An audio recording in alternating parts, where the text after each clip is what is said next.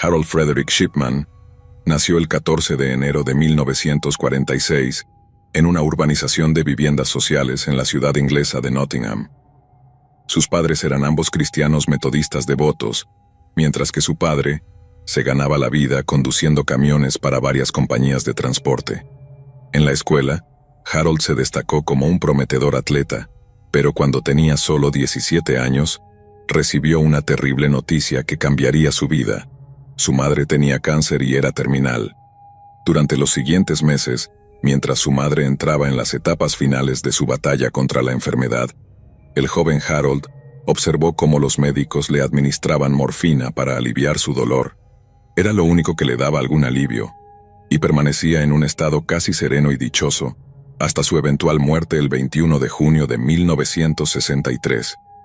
Es muy posible que esta experiencia influyera en la elección de carrera de Harold, ya que decidió estudiar medicina en la Universidad de Leeds, de donde se graduó en 1970.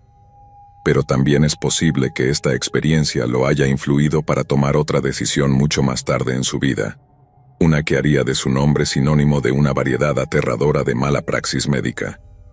En 1974, el Dr. Shipman encontró empleo como médico general en Todmorden, un pequeño pueblo a unos 17 kilómetros al noreste de Manchester. Pero al año siguiente, se vio envuelto en su primer y mucho menos conocido escándalo. Se descubrió que Shipman había estado falsificando recetas médicas para el medicamento Padin, y todas las evidencias sugerían que era para su uso personal. Padin es un medicamento analgésico opioide que alguna vez fue ampliamente utilizado, pero que desde entonces ha sido superado por opciones más nuevas y seguras. Sin embargo, como cualquier analgésico basado en opioides, el consumo excesivo puede llevar a altas tentadoras así como a bajos asombrosos. Es una consideración sombría pensar que uno de los motivos de Shipman para tomar el medicamento era experimentar la misma sensación que tuvo su madre, la de estar cómodamente adormecido y en completa paz. Sin embargo, cuando se descubrió su abuso de drogas, casi puso fin a su carrera. Después de suplicar su caso ante el tribunal médico encargado de decidir su castigo, a Shipman se le mostró una cantidad inusual de misericordia. En lugar de ser procesado, o en el mínimo, prohibido de practicar la medicina, al Dr. Shipman se le dio consejería obligatoria, una multa de 600 libras y se le permitió continuar. En 1977, se mudó a Hyde, una ciudad mucho más grande en las afueras de Manchester, y reanudó la práctica de la medicina en el Donnybrook Medical Center de la ciudad. Para 1993, el Dr. Shipman había ahorrado suficiente dinero para abrir su propia consulta médica y lo hizo en el número 21 de Market Street, en la principal avenida de Hyde. Como pueden imaginar, ser uno de los pocos médicos locales de Hyde hizo que Shipman fuera un miembro venerado de la comunidad, y la gran mayoría de sus pacientes hablaban únicamente de su comportamiento gentil y disposición calmante. Pero a medida que pasaban los años, ciertos miembros de la comunidad comenzaron a notar un patrón perturbador con respecto a la salud de los pacientes del Dr. Shipman.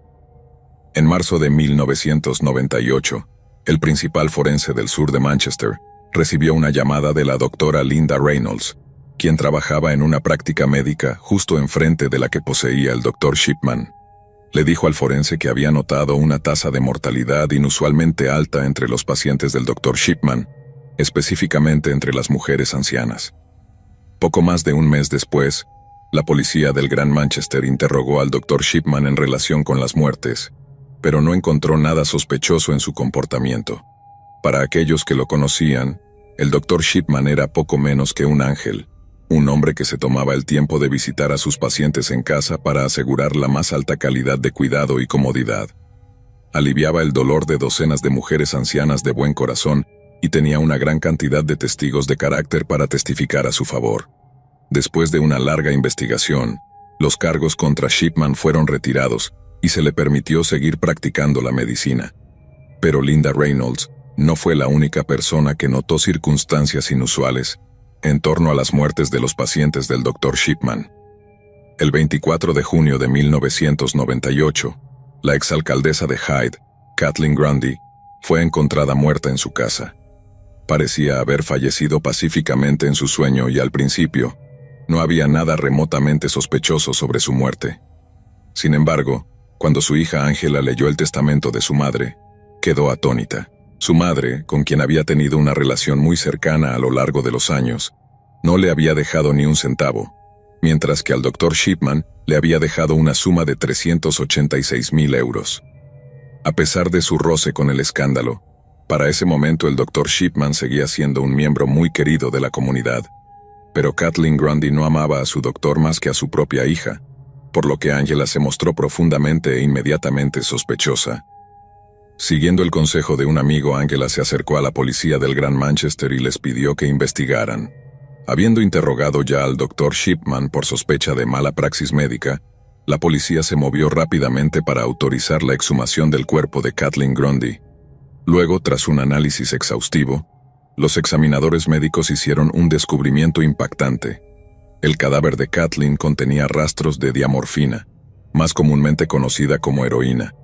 Cuando se le preguntó a Shipman sobre esto, afirmó que Kathleen había sido una adicta secreta durante gran parte de su vida y mostró una copia digital de sus registros médicos que mostraban que ese era el caso.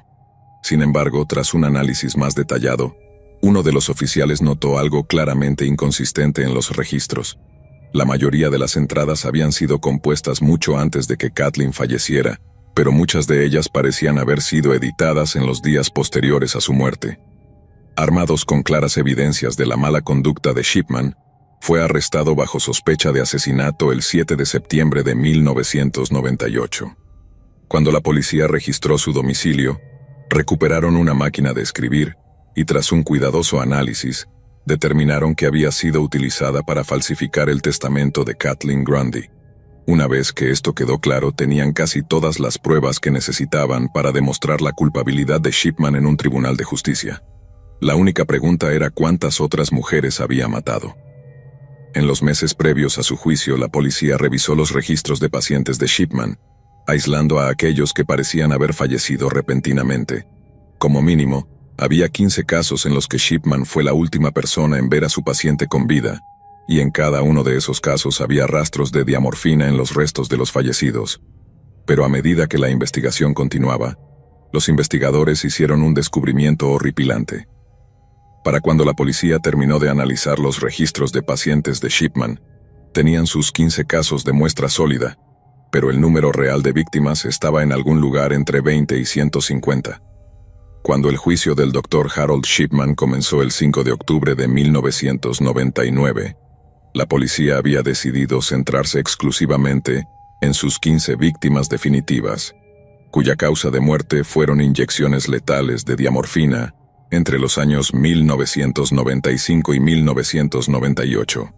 El tribunal escuchó cómo la policía descubrió un patrón muy distintivo de pacientes perfectamente saludables que morían repentinamente mientras estaban bajo el cuidado del Dr. Shipman, y cómo él cubría sus huellas falsificando sus registros médicos después de su fallecimiento.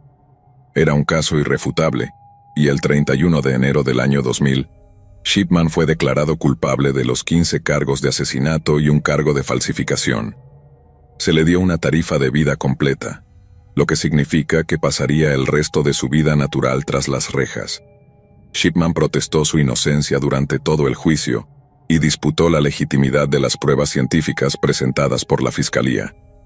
La esposa de Shipman, Primrose, también profesó su creencia de que su esposo era inocente incluso después de las condenas unánimes. Pero a medida que pasaba el tiempo, su opinión sobre su esposo comenzó a cambiar. Durante el verano de 2002, un alto detective de la policía de West Yorkshire anunció los resultados de una investigación de 18 meses sobre los asesinatos del Dr. Harold Shipman. Los investigadores originalmente sospechaban que había asesinado a una mujer anciana por ganancia monetaria, luego a 5 mujeres ancianas, luego a 10, luego a 20. Antes de su juicio, ese número había aumentado a aproximadamente 150. Pero el detective Chris Gregg declaró que, tras una investigación intensiva, el número de víctimas era al menos 218. La investigación también concluyó que Shipman robó alrededor de 10,000 euros en joyas, y se enteraron de eso cuando encontraron cada pieza guardada en su garaje. Shipman había presentado muchas de ellas como regalos a su esposa y guardado el resto como trofeos macabros de sus enfermizas hazañas. En esa época, la esposa de Shipman le escribió una carta en la que le pedía explícitamente que le dijera todo lo que sabía. Muchos han interpretado esto como los primeros signos de que Primrose comenzaba a dudar de la inocencia de su esposo. Pero independientemente, el Poder Judicial tenía la decisión final y decidieron que el Dr. Harold Shipman era una persona demasiado peligrosa para permitirle cualquier posibilidad de regresar a la sociedad.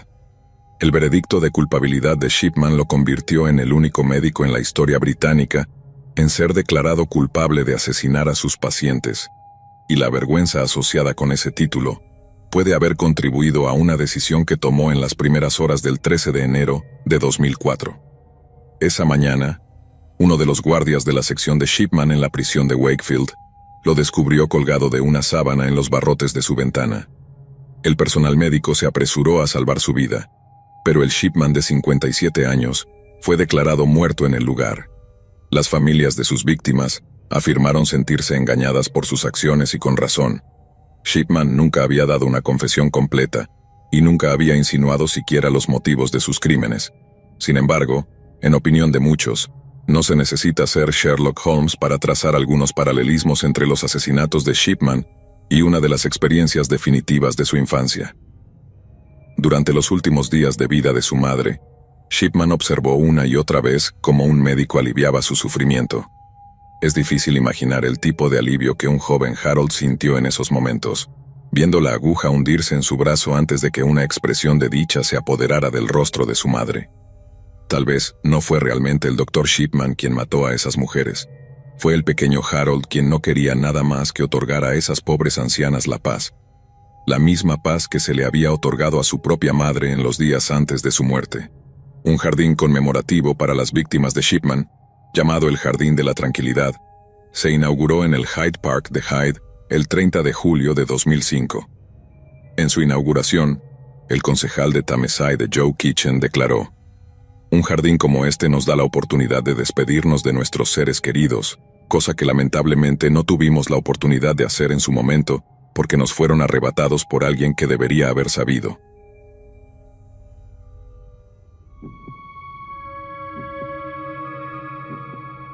El 16 de marzo del año 1911, una joven pareja alemana en el estado sureño de Baviera dio la bienvenida a un hijo al mundo. Mientras lo adoraban, los nuevos padres se preguntaban qué emocionantes aventuras la vida tendría reservadas para su querido bebé.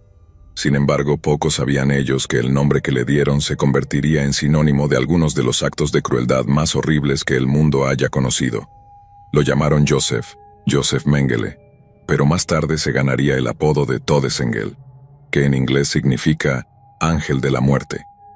El pequeño Joseph mostró signos de inteligencia avanzada desde temprana edad y mostró talentos para la música, el arte y los deportes de invierno. Se graduó de la escuela secundaria en abril de 1930 y luego estudió filosofía en la Universidad de Múnich.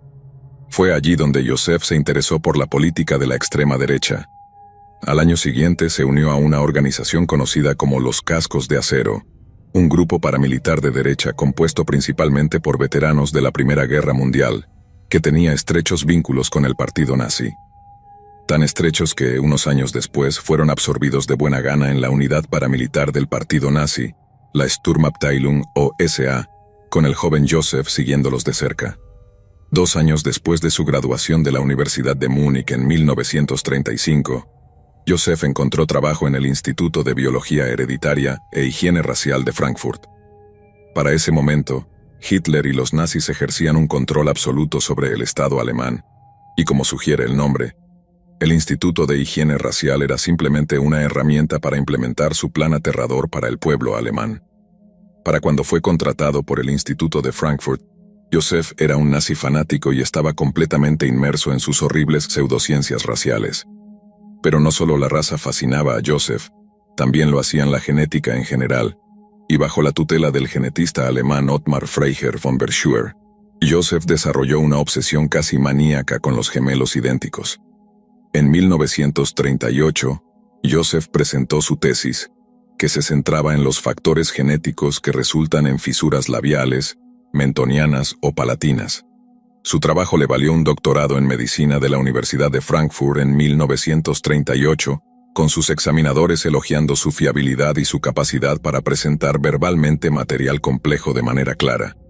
El joven estudiante de medicina y rabioso nazi ahora era el Dr. Joseph Mengele. Un año antes de obtener el título, Mengele se había unido oficialmente al Partido Nacional Socialista y poco después de convertirse en médico, solicitó unirse al Escuadrón de Protección Personal de Élite de Hitler, la SS. Se convirtió en médico en su ala militar, la Waffen-SS, y sirvió durante la invasión de Polonia como equivalente a un segundo teniente. Una vez conquistado el territorio y disuelto el Estado polaco, Mengele fue asignado a la Oficina de Raza y Asentamiento de la SS en Poznan, donde evaluó los antecedentes raciales de ciertos candidatos antes de su posible adopción como ciudadanos arios genéticamente.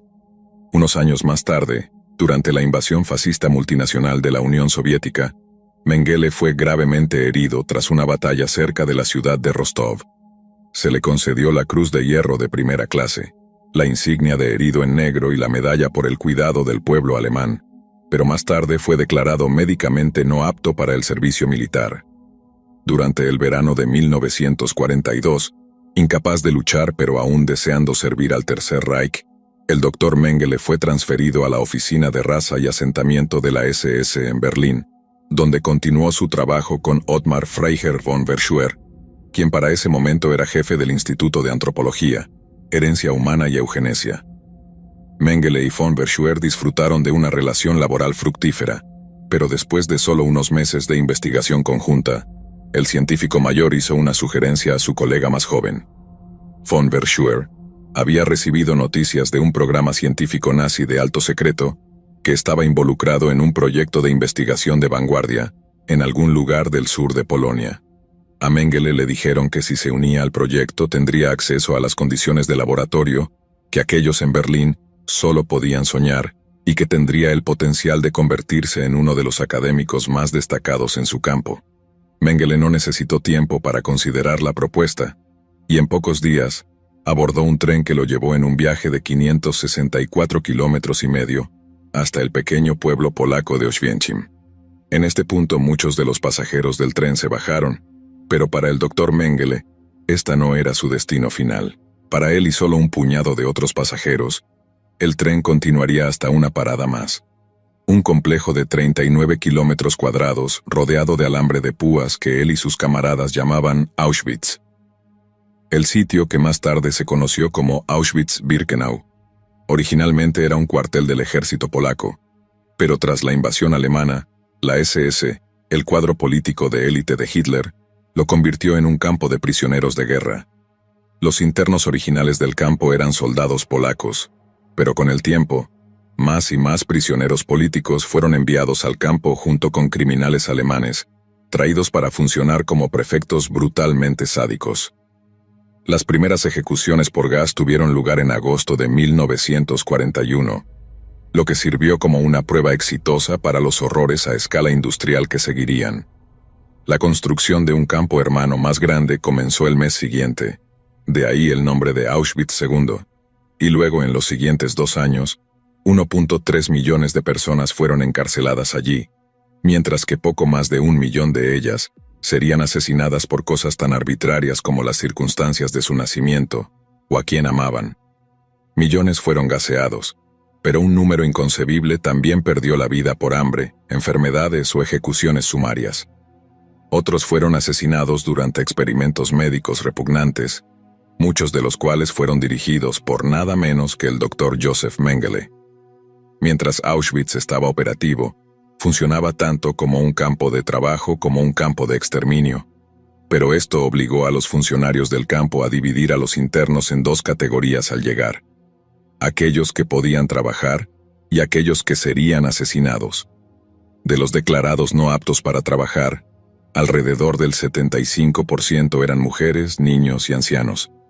La gran mayoría de estas personas serían gaseadas solo horas después de su llegada, pero algunos fueron seleccionados para lo que es, indiscutiblemente, un propósito aún más siniestro: la experimentación médica.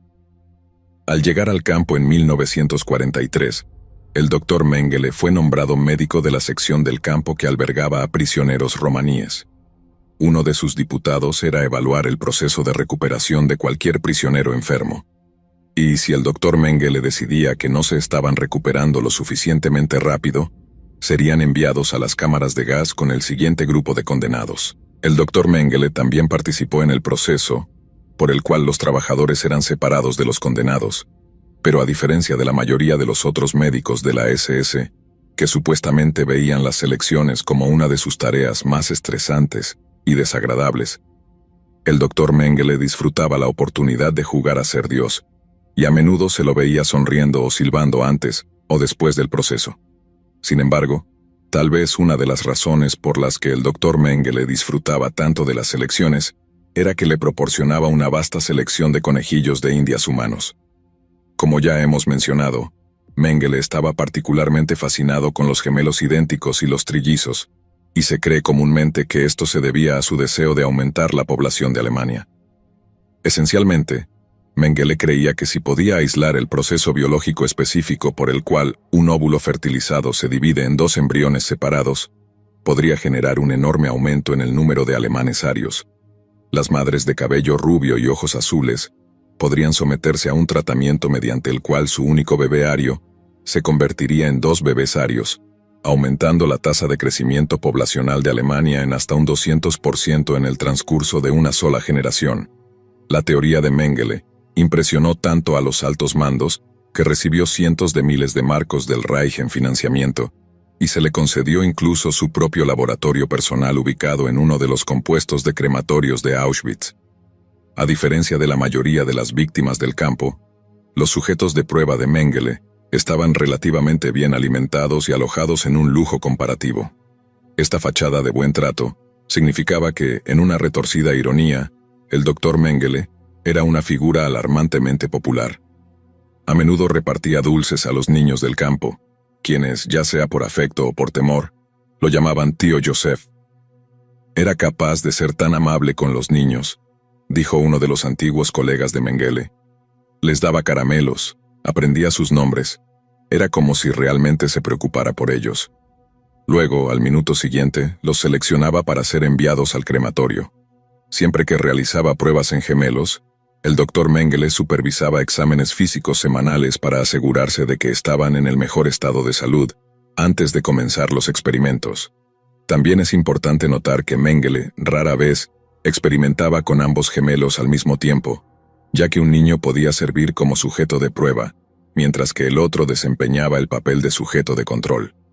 Estos experimentos incluían cosas como amputar miembros sanos, para ver si el gemelo sentía el dolor del otro, infectarlos deliberadamente con enfermedades como el tifus para ver cómo reaccionaba cada gemelo, o transferir la sangre de un gemelo al otro para provocar una respuesta de anticuerpos. Cientos de niños murieron durante los procedimientos, e incluso aquellos que sobrevivieron, eventualmente fueron ejecutados y disecados para el beneficio de informes post-mortem comparativos. En una ocasión, Mengele asesinó a 7 pares de gemelos idénticos en cuestión de minutos al inyectar cloroformo directamente en sus corazones. En otra, extirpó quirúrgicamente el riñón sano de un prisionero de guerra polaco, y durante lo que debería haber sido un periodo de recuperación, Mengele obligó al prisionero a realizar trabajos forzados sin analgésicos para observar los efectos fisiológicos del sufrimiento inimaginable del hombre. Otros gemelos fueron quirúrgicamente unidos en un intento repugnante de crear conjuntos de hermanos siameses. Mengele también inyectaba productos químicos en los ojos de sus víctimas en intentos de cambiar artificialmente su color de ojos, y a veces, las sometía a tratamientos innecesarios con drogas y rayos X, con el propósito de registrar los resultados. Como se mencionó anteriormente, la experimentación humana que ocurrió en Auschwitz era un secreto militar nazi altamente clasificado, lo que resultaba en la implementación de las más estrictas medidas de seguridad para asegurar que permaneciera clasificado. Para los prisioneros, esto significaba que cuando su tiempo como sujetos de prueba humanos llegaba a su fin, eran casi inmediatamente ejecutados. Los monstruos de la SS no podían arriesgarse a que sus enemigos descubrieran la magnitud de sus crímenes contra la humanidad, y los niños muertos no cuentan cuentos. Cuando el Dr. Mengele comenzó sus experimentos horripilantes, la Alemania nazi aún confiaba en que ganaría la guerra. Sin embargo, para enero de 1945, los nazis estaban mirando un resultado muy diferente. Francia había sido liberada, Italia había sido derrotada, y los soviéticos avanzaban por Europa del Este, utilizando su vasta mano de obra para superar a los aliados occidentales en su sed de venganza contra el invasor alemán. Para cuando el Ejército Rojo llegó al sur de Polonia, la SS comenzó la evacuación de los trabajadores de Auschwitz mientras coordinaban la liquidación de sus prisioneros. Decenas de miles de rusos, polacos, homosexuales y judíos fueron gaseados en turnos que continuaron sin cesar durante días. Luego, un día, la SS simplemente desapareció. Para cuando los soldados soviéticos miraban con horror la máquina de muerte a escala industrial que los nazis habían creado, el Dr. Mengele ya se había deshecho de toda insignia de la SS. Se había disfrazado de un oficial del ejército común y había escapado hacia el oeste, a Checoslovaquia. Desde allí, continuó su viaje hacia el oeste y se rindió a los estadounidenses bajo una identidad falsa en junio de 1945. Muchos miembros de la SS tenían su tipo de sangre tatuado en su bíceps interno, y por lo tanto, eran fáciles de identificar como miembros de la odiada Schutzstaffel SS. Por alguna razón, el Dr. Mengele no tenía este tatuaje, y debido a la desorganización general del proceso de identificación de los aliados, pudo permanecer sin ser detectado. Finalmente fue liberado solo un mes después, y obtuvo documentos de identidad falsos bajo el nombre de Fritz Hollmann. Increíblemente, Mengele luego regresó a la Polonia ocupada por los soviéticos, buscó la documentación que lo implicaba en los crímenes contra la humanidad de los nazis, y casi la destruyó por completo. Permaneció sin ser detectado hasta 1949, cuando su miedo a ser descubierto lo llevó a huir a Argentina, bajo la identidad de un campesino bávaro llamado Helmut Gregor. En la capital argentina de Buenos Aires, el Dr. Mengele encontró trabajo como carpintero, mientras se alojaba en una pintoresca pensión suburbana. Increíblemente, se sintió tan cómodo viviendo en Argentina, que se convirtió en representante de ventas para la empresa de equipos agrícolas de su familia, Carl Mengele & Sons. Los archivos publicados por el gobierno argentino en 1992 indican que Mengele pudo haber practicado la medicina sin licencia mientras vivía en Buenos Aires, incluida la realización de abortos.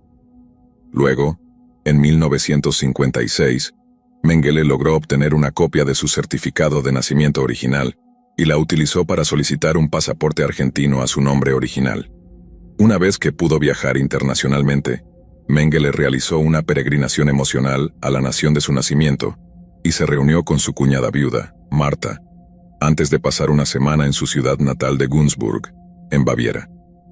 También tuvo una emotiva reunión con su único hijo, Rolf, aunque bajo la impresión de que Mengele era su tío paterno y no su padre.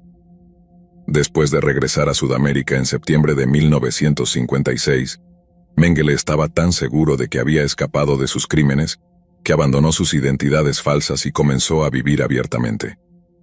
Pronto fue seguido por su cuñada y su hijo, y el trío comenzó a vivir juntos en la casa de Mengele en Buenos Aires. Mengele y Marta se casaron en 1958, y por un tiempo, el futuro parecía prometedor. Pero después de ser acusado de practicar la medicina sin licencia, Mengele comenzó a preocuparse de que su pasado nazi lo alcanzara. Trasladó a su nueva familia a Paraguay, y se le concedió la ciudadanía poco después bajo el nombre de José Mengele. Hizo varios viajes a Argentina para resolver sus asuntos comerciales y visitar a su familia, y lentamente comenzó a sentirse cómodo nuevamente. Pero poco sabía él que las ruedas de la justicia habían estado en movimiento durante mucho tiempo y que su disfraz de hombre inocente estaba a punto de terminar. En la década de 1940, durante los ahora infames juicios de Nuremberg, el nombre de Mengele había sido mencionado varias veces durante las audiencias. Sin embargo, dado que había escapado por completo de la red de captura de nazis, aquellos responsables de su detención asumieron que estaba muerto. Esto también se debía al hecho de que los familiares de Mengele en su ciudad natal bávara también habían informado que Joseph había muerto en combate durante el frenético avance soviético. Sin embargo, mientras realizaban investigaciones en Alemania Occidental, Dos cazadores de nazis dedicados hicieron un descubrimiento intrigante. Si el doctor Josef Mengele había muerto durante los últimos días de la Segunda Guerra Mundial, ¿por qué aparecía su nombre en un conjunto de documentos de divorcio argentinos fechados después del cese de hostilidades? Convencido de que había descubierto a un auténtico criminal de guerra nazi, Simon Wiesenthal presionó a las autoridades de Alemania Occidental para que comenzaran los procedimientos de extradición en Argentina, y se emitió una orden de arresto el 5 de junio de 1959. Wiesenthal quedó tan sorprendido como encantado cuando Argentina admitió abiertamente que albergaba al doctor Mengele, aunque quedó decepcionado al saber que había huido a Paraguay.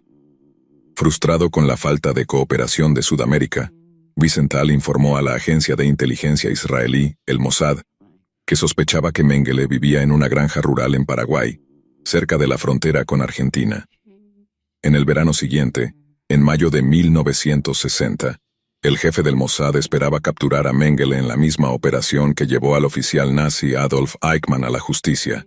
Sin embargo, a diferencia de Eichmann, Mengele demostró ser mucho más difícil de rastrear. Se mantuvo un paso adelante de sus perseguidores y contactó a una célula secreta de simpatizantes nazis en Brasil, quienes lo contrabandearon al país a finales de año. Mientras estaba en Brasil, Mengele conoció a un par de expatriados húngaros que le pagaron para administrar sus granjas de café y ganado en un lugar llamado Serra Negra. Los húngaros inicialmente desconocían su identidad e intentaron desalojarlo una vez que se enteraron de su pasado. Pero Mengele y sus amigos nazis esencialmente chantajearon a la pareja y amenazaron con implicarlos en el complot para esconderlo en caso de su captura. El Mossad canceló la casa de Mengele en 1962, y él vivió una vida algo nómada como un nazi no arrepentido hasta su muerte 10 años después. Mengele había estado nadando en las aguas costeras del balneario de Bertioga cuando sufrió un derrame cerebral y se ahogó. En una perversa ironía, el hombre que pasó gran parte de su vida asegurándose de que los últimos momentos de millones estuvieran llenos de dolor y sufrimiento, pasó sus últimas horas en relativa paz, disfrutando del sol, el mar y la arena. Años después, en febrero de 1985, el interés público sobre el paradero de Mengele aumentó considerablemente cuando se llevó a cabo un juicio simulado para él en Jerusalén. El juicio impulsó a los aliados occidentales a montar una gran búsqueda coordinada, una que tenía como objetivo llevar a Mengele de regreso a Alemania, ya sea muerto o vivo. Esto llevó a una redada en la casa de Hans Sedlmayr, un amigo de toda la vida del Dr. Mengele, donde se recuperó una libreta de direcciones codificada. Los investigadores también encontraron copias de cartas escritas por Mengele, muchas de las cuales contenían pistas sobre su paradero en Sudamérica. Pero fue a través de la libreta de direcciones que pudieron localizar la tumba de Mengele. El 6 de junio de 1985, el aniversario número 41 del desembarco del Día D, representantes de Estados Unidos, Israel y Alemania Occidental se reunieron en un pequeño cementerio en el estado brasileño de São Paulo. Allí, buscaron exhumar el cadáver de un hombre que creían ser nada menos que el ángel de la muerte, el Dr. Josef Rudolf Mengele. Tomó 7 años, pero en 1992, las pruebas de ADN demostraron más allá de toda duda que el cadáver pertenecía a Mengele. Sin embargo, en lo que parecía ser una última muestra de desafío, los familiares sobrevivientes de Mengele se negaron a permitir que su cadáver fuera repatriado de Brasil a su Alemania natal. En cambio, el esqueleto de Mengele se guarda en el Instituto de Medicina Forense de São Paulo, donde se utiliza como herramienta educativa durante los cursos de medicina forense. De alguna manera, parece apropiado que un hombre que realizó experimentos humanos ahora sea él mismo una herramienta para la educación. Pero a diferencia de sus víctimas, Josef Mengele escapó de una ejecución dolorosa y prematura. Es un consuelo pensar que muchos de sus compañeros nazis enfrentaron la justicia tras los horrores del Holocausto, aunque en 1 o 2 casos tomó más de una década. Pero la vida y la muerte del Dr. Josef Mengele no solo son un recordatorio de la capacidad del hombre para cometer actos de maldad inimaginables, sino también de que algunas historias no tienen un final feliz.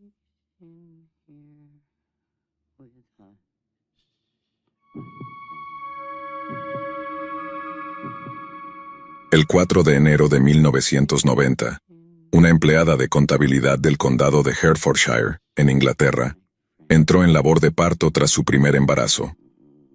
Después de ser trasladada de urgencia al hospital del condado, el parto fue difícil y, si no fuera por los incansables esfuerzos de los médicos y enfermeras, la hija recién nacida de la mujer podría no haber sobrevivido. Con el paso de los años, la madre a menudo le contaba a su hija sobre el difícil parto, cómo ambas debían una gran deuda al Servicio Nacional de Salud y cómo las enfermeras que la atendieron eran como ángeles. Estas historias infundieron en la joven un gran respeto por los profesionales médicos y desde una edad muy temprana, aspiró a convertirse en una. Todo lo que hacía estaba dirigido hacia ese objetivo final de convertirse en enfermera, dijo más tarde una amiga cercana. Pero en algún momento, la benevolencia de nuestra aspirante a enfermera se corrompió. Esta es la historia de Lucy Letby. Después de graduarse del Hartford Sixth Form College, Lucy siguió una carrera de enfermería en la Universidad de Chester. Fue la primera miembro de su familia en asistir a la universidad, lo que fue una gran fuente de orgullo tanto para ella como para sus padres. Después de convertirse oficialmente en enfermera registrada, comenzó a trabajar en el Hospital Countess of Chester en el año 2012. Lucy era responsable de cuidar a una amplia gama de pacientes infantiles que requerían diversos niveles de apoyo. Muchos de sus colegas dijeron que a Lucy le gustaba ver a sus pacientes recuperarse y participaba activamente en el apoyo a sus familias. En abril de 2015, Lucy obtuvo las calificaciones necesarias para trabajar con bebés que requerían cuidados intensivos. El cuidado intensivo infantil es probablemente una de las tareas más estresantes que una enfermera neonatal puede enfrentar. Luchar por mantener vivos a bebés diminutos y, a menudo prematuros, es una experiencia increíblemente estresante, y hasta las enfermeras más veteranas pueden encontrarlo extremadamente agotador psicológicamente.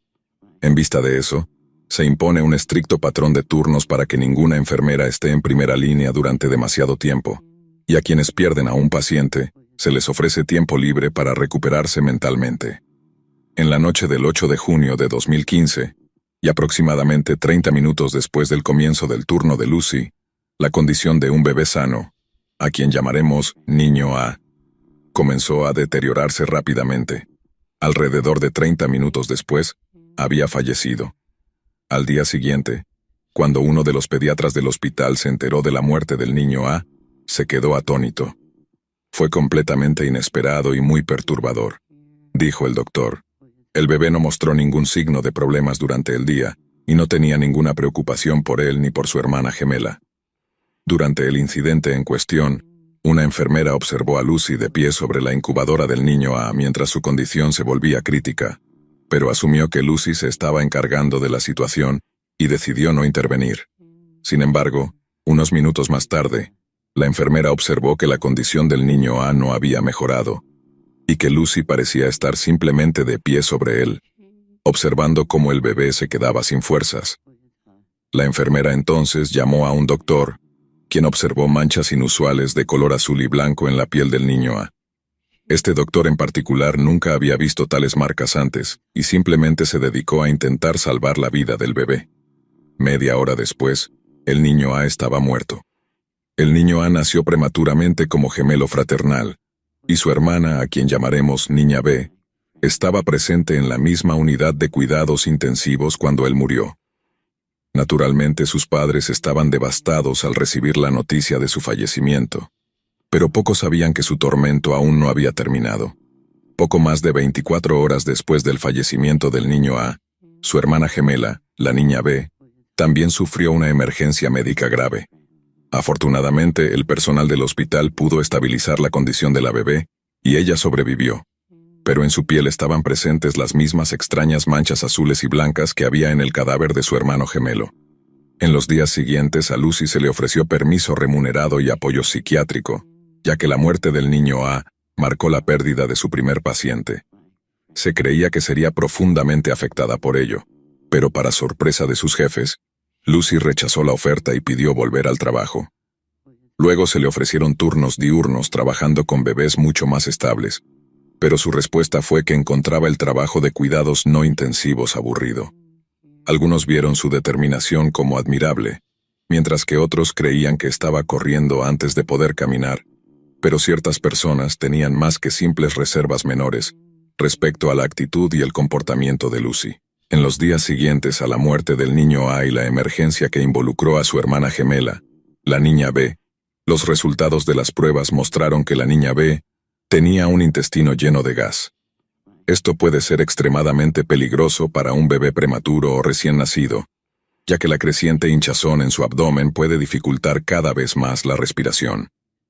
Pero sin nada concreto que explicara la bolsa de aire en el intestino del bebé, los médicos se enfrentaron a una posibilidad profundamente escalofriante: que alguien hubiera inyectado deliberadamente aire en la niña B en un intento de acabar con su vida y que con toda probabilidad, lo mismo había sucedido con el niño A. Sin embargo, al igual que en cualquier situación como esa, la administración del hospital no podía andar lanzando acusaciones, especialmente cuando las alegaciones eran tan gravemente serias. Así que en su lugar, Lucy fue permitida volver al trabajo, y solo tomaron unos días para que ocurriera otro incidente sospechoso. Poco después de que Lucy regresara al trabajo, un bebé al que llamaremos Niño C sufrió una emergencia médica repentina e inexplicable. La madre del bebé informó haber visto a Lucy de pie sobre su incubadora cuando la alarma comenzó a sonar. Lucy no era la enfermera designada del niño en ese momento. Menos de una hora después, el niño C había fallecido, y sus padres fueron llevados a la sala de familias del hospital para ser consolados por el equipo de cuidados designado. Lucy no debería haber estado cerca de la sala de familias durante ese periodo, pero insistió en estar en la sala durante uno de los momentos más dolorosos de la vida de dos personas. En un momento dado, uno de los colegas de Lucy tuvo que sacarla físicamente de la sala, y fue reprendida por sus superiores por tal flagrante incumplimiento del procedimiento. Lucy alegó que simplemente quería consolar a los padres afligidos, pero para un cierto número de personas con las que trabajaba, su comportamiento parecía muy sospechoso. Unas semanas más tarde, el 22 de junio de 2015, una nueva bebé, la niña D, sufrió complicaciones mientras estaba en cuidados intensivos y falleció en las primeras horas de la mañana. Una vez más, aquellos que intentaron salvar su vida descubrieron la misma inusual decoloración azul y blanca en la piel de la bebé. Una radiografía mostró una bolsa de aire muy prominente en la parte frontal de la columna de la niña D, una que parecía consistente con alguien inyectando aire en su torrente sanguíneo. Uno de los doctores presentes opinó que ninguna lesión de ese tipo podría haber sido el resultado de causas naturales, y que notó a Lucy merodeando cerca de la familia afligida de la niña después de la repentina muerte de su hija. Un poco más de una semana después, el mismo doctor expresó sus preocupaciones a las autoridades del hospital, pero no tomaron ninguna acción contra Lucy, y ella continuó trabajando normalmente. Alrededor de las 9 p.m., del 3 de agosto de 2015, la madre de un bebé conocido como Niño E oyó un grito proveniente de la habitación donde estaba su hijo. Cuando se apresuró a investigar, encontró a Lucy Letby de pie sobre la incubadora de su bebé, congelada como si estuviera en algún tipo de trance. Luego, cuando la madre miró a su hijo, vio pequeñas cantidades de sangre alrededor de su boca. Naturalmente, la madre del niño E estaba extremadamente agitada, lo que resultó en que le reprendiera a Lucy por su inacción. Lucy respondió asegurando a la madre del niño que el sangrado se debía a la fricción de un tubo de alimentación. Pero menos de 6 horas después, el niño E estaba muerto después de perder más del 25% de toda la sangre de su cuerpo. La noche siguiente, el hermano gemelo del niño E, conocido en los documentos del tribunal solo como Niño F, estaba siendo cuidado en la habitación contigua. A la 1:54 a.m., el niño F sufrió una inesperada caída en su nivel de azúcar en sangre y un aumento en su ritmo cardíaco. Los médicos y enfermeras ganaron la batalla para salvarlo, pero descubrieron cantidades extremadamente altas de insulina farmacéutica en su torrente sanguíneo durante un análisis posterior al colapso. Una sustancia que ciertamente no debería haber estado presente en su cuerpo. Las únicas personas en la sala que habrían podido inyectar al niño con insulina eran las enfermeras, y aún así, solo un número limitado tenía acceso al frigorífico de insulina bloqueado en la estación de enfermeras. Lucy Letby era una de las que tenía acceso. El 7 de septiembre de 2015, una bebé conocida como Niña G Sufrió una emergencia médica apenas 15 minutos después de ser alimentada. La enfermera que la alimentó no era otra que Lucy Letby. La niña G comenzó a vomitar de manera explosiva con tanta fuerza que alcanzó la silla al lado de la cuna, a poco más de 1 metro de distancia. Su ritmo cardíaco y respiración cayeron luego a niveles inusualmente bajos, antes de que las enfermeras pudieran estabilizarla. Los médicos concluyeron que la única explicación razonable para que un bebé prematuro expulsara tanto vómito era que había sido peligrosamente sobrealimentado por uno de los miembros del personal de enfermería. El mismo miembro del personal también había editado el gráfico de observación de la niña G, no solo para que pareciera que ya estaba enferma antes del incidente, sino también para que pareciera que alguien más había sido responsable de alimentarla. 6 semanas después, una bebé conocida como niña A falleció. Antes de la emergencia médica que llevó a su muerte, una enfermera colega observó a Lucy de pie cerca de su incubadora, simplemente observando al pequeño bebé prematuro.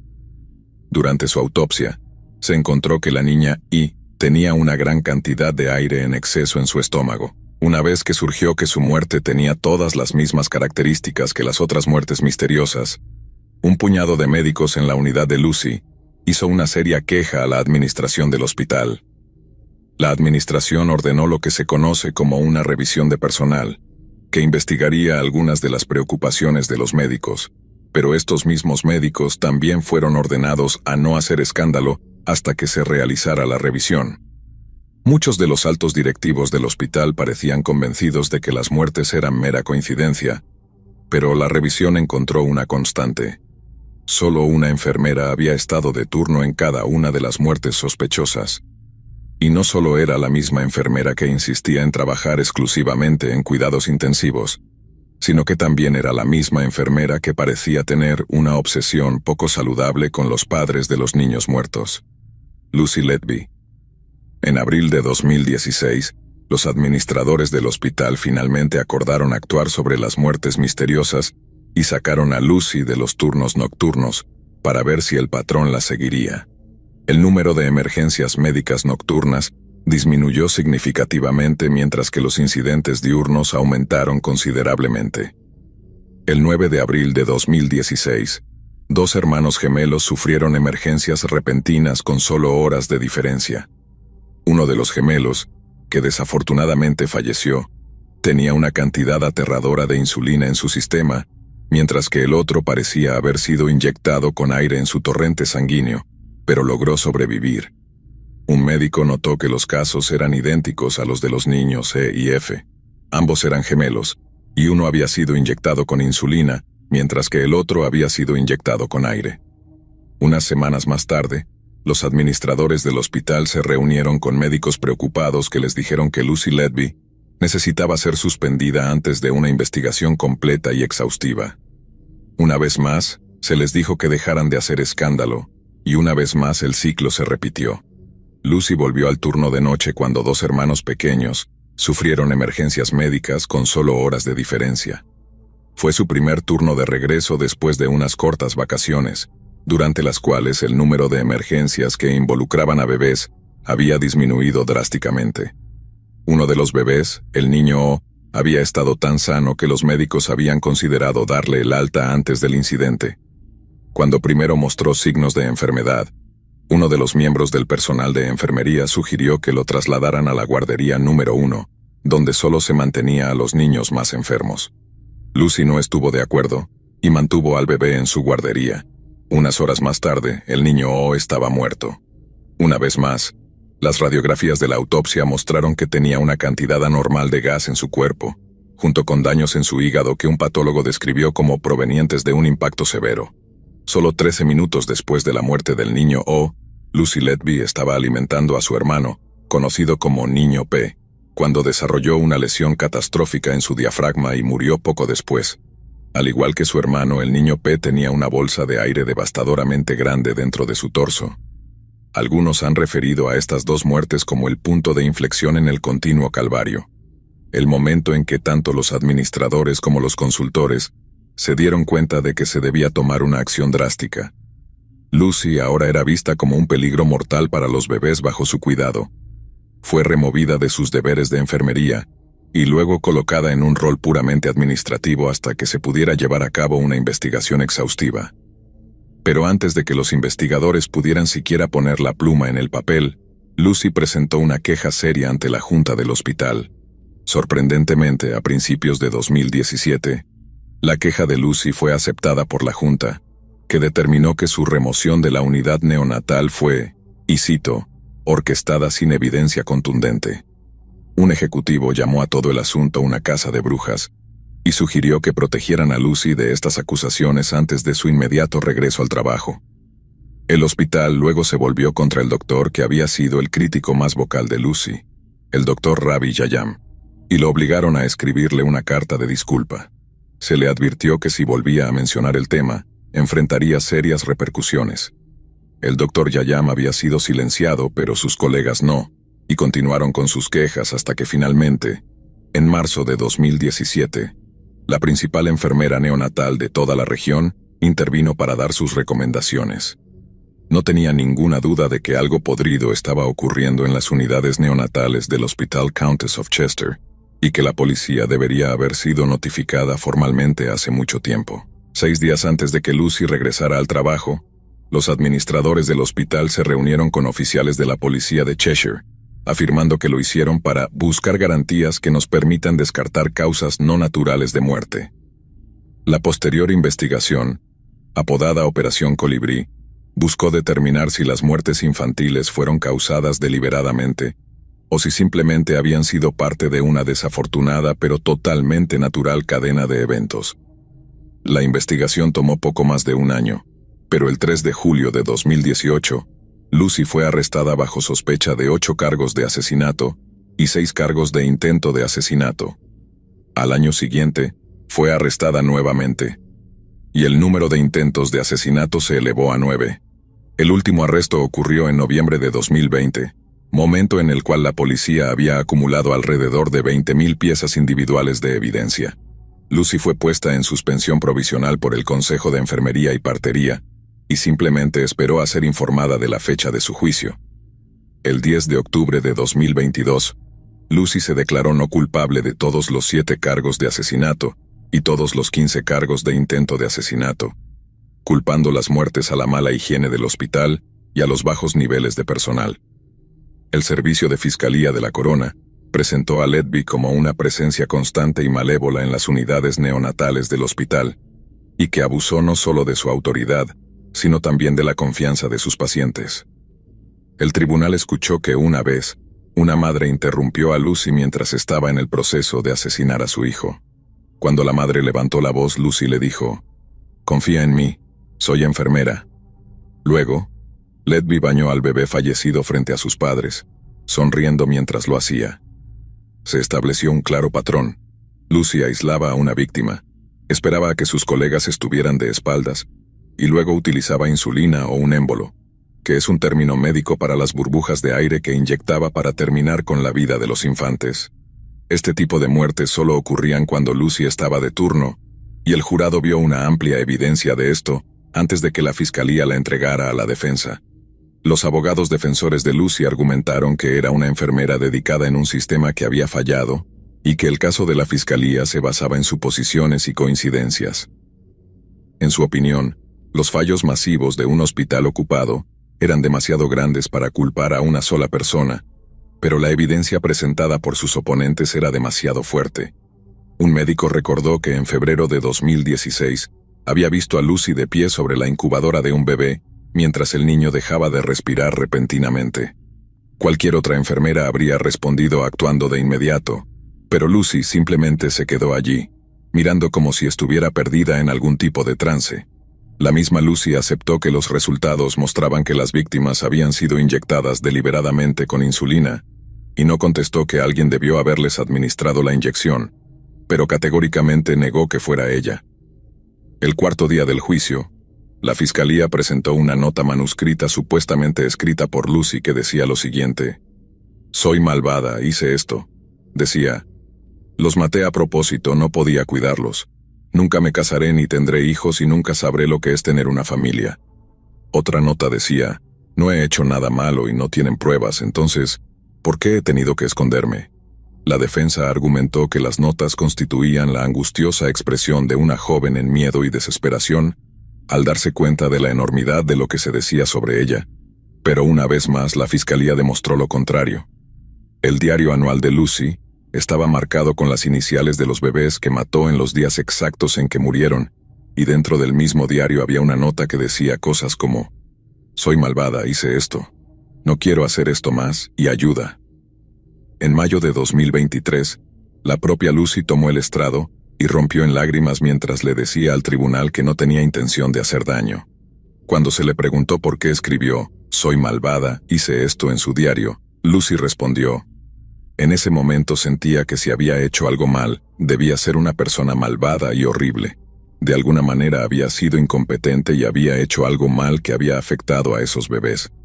No creo que se pueda acusar a alguien de algo peor que eso. Simplemente cambié como persona.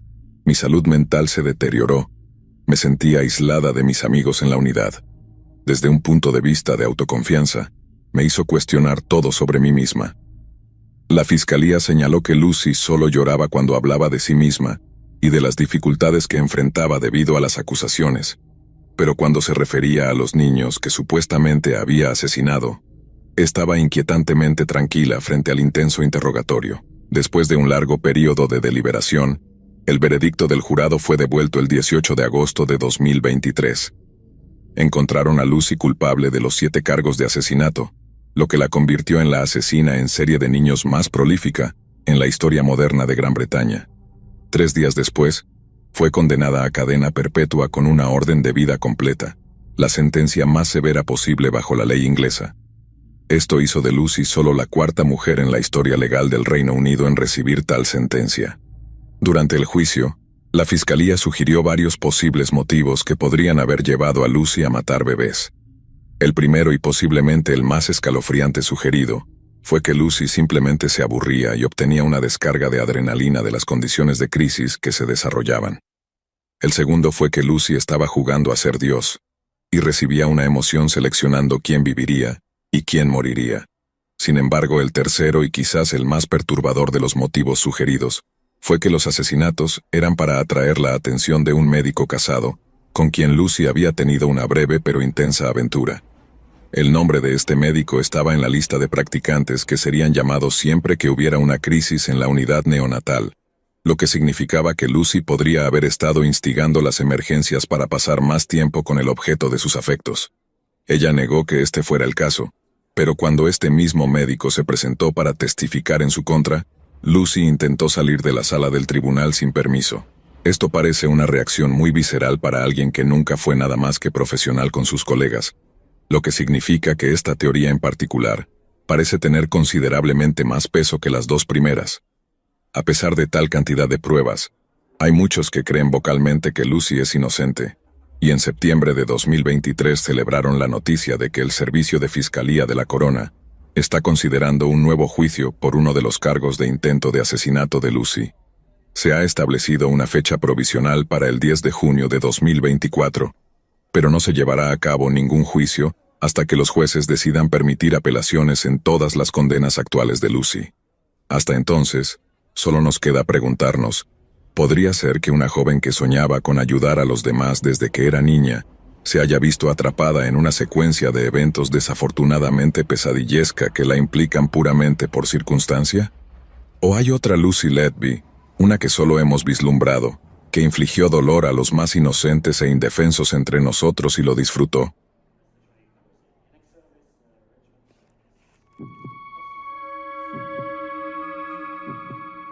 Siempre tuve dudas sobre mi pueblo. Crecí en un pequeño rincón de Estados Unidos, donde todo parecía tranquilo y ordinario, pero había algo en el aire, una especie de secreto compartido que nadie quería discutir. En mi casa, especialmente, el tema era un tabú. Mis padres rara vez hablaban de la historia del pueblo, y mis abuelos parecían cambiar de tema cada vez que yo preguntaba. Había algo en su mirada, una mezcla de temor y tristeza, que me hacía sentir que había más de lo que decían. Fue en una clase de historia del colegio cuando empecé a indagar más sobre nuestro pueblo. La profesora, la señora Thompson, era una mujer mayor que había vivido allí toda su vida. Sus ojos brillaban con una mezcla de sabiduría y experiencia, y cada arruga en su rostro parecía contar una historia. Un día, mientras repasábamos la historia local, mencionó a un médico que había sido uno de los más conocidos y respetados del pueblo. Era uno de los pocos médicos disponibles en esa época, lo que le otorgaba una posición de gran poder y responsabilidad. El doctor James Thompson, dijo la profesora con una mirada que reflejaba tanto respeto como algo más oscuro. Era muy apreciado por todos, pero llevaba un secreto muy oscuro que muchos sospechaban, pero nadie se atrevía a revelar. Mis compañeros comenzaron a murmurar entre ellos, intrigados, pero yo, sentada al fondo, sentí un escalofrío recorrerme la espalda. Había escuchado ese nombre antes, en conversaciones susurradas en mi casa, siempre seguidas por un silencio incómodo. Me esforcé por recordar detalles, pero siempre terminaba con la misma sensación de vacío, como si algo vital me fuera ocultado deliberadamente. Después de la clase me acerqué a la señora Thompson para saber más. Ella me miró con curiosidad, como si midiera si debía contarme lo que sabía. Había algo en su mirada que me hizo sentir que estaba a punto de descubrir algo que cambiaría mi vida para siempre. Elena, comenzó, lo que voy a decirte no es parte del currículo oficial, pero es algo que todos aquí conocen. El doctor Thompson era conocido no solo por sus habilidades médicas, sino también por algo mucho más siniestro. Tomé asiento, sintiendo que mis piernas no podrían sostenerme más. Se decía que, durante los partos, él robaba a los bebés recién nacidos de las madres. Los vendía a familias adineradas en otras ciudades. Esto lo hizo durante muchos años, siempre encubierto por su reputación impecable y la falta de pruebas concretas. Me quedé helada. Las palabras de la señora Thompson resonaban en mi cabeza mientras intentaba asimilar lo que había escuchado. El mundo a mi alrededor parecía desvanecerse, y todo lo que podía oír eran las pulsaciones de mi propio corazón. ¿Cómo podía alguien cometer tal atrocidad y vivir con ello? Esa noche, en casa, no pude dejar de pensar en la conversación. Algo me decía que debía preguntar a mis padres, aunque temía la respuesta. Durante la cena reuní el valor para mencionar el tema. Hoy en la escuela hablamos sobre el doctor James Thompson, dije tratando de sonar casual. ¿Sabían algo sobre él? Mis padres intercambiaron miradas. El silencio que siguió fue ensordecedor. Podía sentir la tensión en el aire, tan densa que casi podía cortarla con un cuchillo. Elena, dijo finalmente mi madre, hay cosas del pasado que es mejor no remover. Pero yo insistí y fue mi abuelo quien finalmente rompió el silencio. James Thompson era mi padre, confesó. Y sí, lo que dicen es cierto. Él robaba bebés y los vendía. Lo hizo durante mucho tiempo. Nunca fue acusado, nunca pagó por sus crímenes. Solo cargó con esa culpa hasta su tumba. Mi mundo se derrumbó en ese momento. La idea de que mi bisabuelo había cometido actos tan atroces me dejó en shock. Mis padres me contaron cómo él había logrado ocultar sus acciones, cómo había utilizado su posición para protegerse. La culpa y el horror en los rostros de mis abuelos me mostraron que era una herida abierta en nuestra familia, un secreto que habían intentado enterrar. Mi abuelo continuó con la voz quebrada. Nunca hablamos de esto, Elena. Queríamos protegerte de la verdad, pero supongo que no se puede escapar del pasado para siempre. Él era un hombre complejo, amado por muchos y odiado por otros. Vivió con ese peso en su conciencia, y aunque nunca fue juzgado, la culpa lo consumió. Esa noche no pude dormir. Me quedé mirando el techo, tratando de procesar la información. El respetado médico del pueblo, el hombre del que todos hablaban con admiración, era también un monstruo que había destrozado vidas por ganancias. Cada detalle que mi familia compartió parecía agregar una capa más a la pesadilla. ¿Cómo podía reconciliar la imagen del hombre respetable con las acciones horribles que había cometido? Los días siguientes fueron un torbellino de emociones. Cada vez que pasaba por el hospital donde él había trabajado, sentía una mezcla de repulsión y tristeza. Sabía que nunca vería mi pueblo de la misma manera. Y aunque ahora entendía más sobre el silencio de mi familia, me quedé con más preguntas que respuestas sobre mi bisabuelo. Elena quedó marcada por este descubrimiento, un recuerdo aterrador que la acompañaría siempre. A pesar de la nueva información, las sombras del pasado seguían acechándola, dejando una cicatriz imborrable en su alma.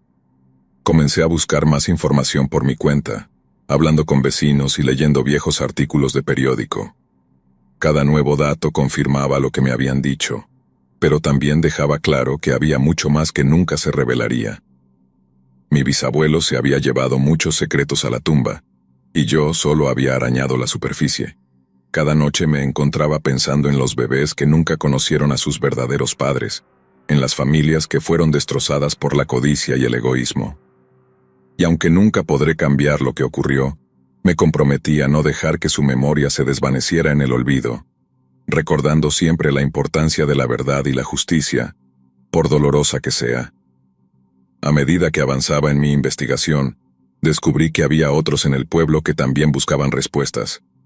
Formamos un pequeño grupo, unidos por el deseo de exponer la verdad y honrar a las víctimas. Juntos comenzamos a reunir testimonios y documentos, con la esperanza de algún día hacer justicia. Pero a pesar de nuestros esfuerzos, había momentos en los que sentía que luchaba contra sombras. El pasado es un lugar oscuro y complicado, lleno de secretos que muchas veces preferiríamos no conocer. Sin embargo, cada pequeño avance que hacíamos, cada verdad que desenterrábamos, me daba fuerzas para seguir adelante. El pueblo nunca será el mismo para mí. Las calles que una vez recorrí sin pensar ahora están llenas de recuerdos dolorosos y preguntas sin respuesta. Pero también sé que es mi deber recordar y compartir esta historia, para que los errores del pasado no se repitan y para que de alguna manera las almas de aquellos que sufrieron puedan encontrar un poco de paz. Elena quedó marcada por este descubrimiento, un recuerdo aterrador que la acompañaría siempre. La verdad sobre su bisabuelo era un peso que tendría que llevar, pero también una llama de determinación para buscar la justicia y la verdad en un mundo donde a menudo se ocultan bajo capas de silencio y olvido.